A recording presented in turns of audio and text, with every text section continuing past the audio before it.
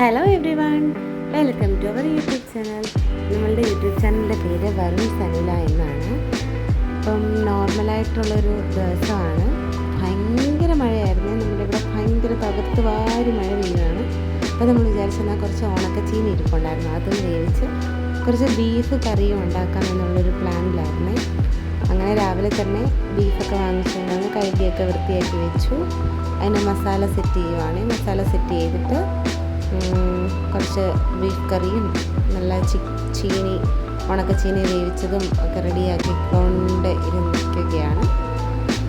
അപ്പോൾ ഞാൻ വിചാരിച്ചു എന്തായാലും ഇപ്പോൾ ഡെയിലി ഷോർട്സൊക്കെ ഷോർട്സ് ഇടുന്നതിൻ്റെ കൂട്ടത്തിൽ ഒരു ലോങ് വീഡിയോയും കൂടെ കിടക്കട്ടെ എന്നുള്ള രീതിയിലാണ് ഈ കുറച്ച് ക്ലിപ്പിങ്സൊക്കെ എടുത്ത് വെച്ചത്.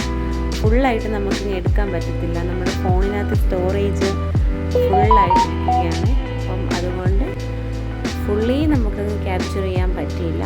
ഇനി വരുന്ന വീഡിയോസിനകത്തൊക്കെ ഞാൻ മാക്സിമം കവർ ചെയ്ത് എടുക്കാൻ വേണ്ടി ശ്രമിക്കാം കേട്ടോ.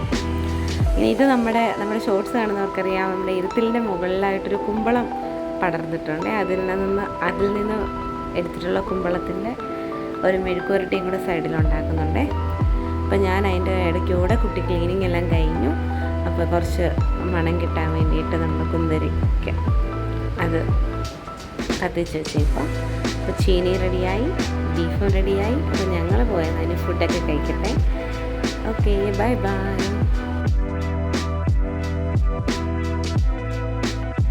അറ്റ് ലാസ്റ്റ് നമ്മുടെ കറിയും ചോറും എല്ലാം ഇവിടെ റെഡി ആയിട്ടുണ്ട്. ചോറ്, ഉണക്കച്ചീനി, ബീഫ് കറി എന്ന് പറയുന്നത് നല്ല റോസ്റ്റ് പോലായി, പിന്നെ കുമ്പളം. Thanks for watching. If you like this video, do like, share and subscribe.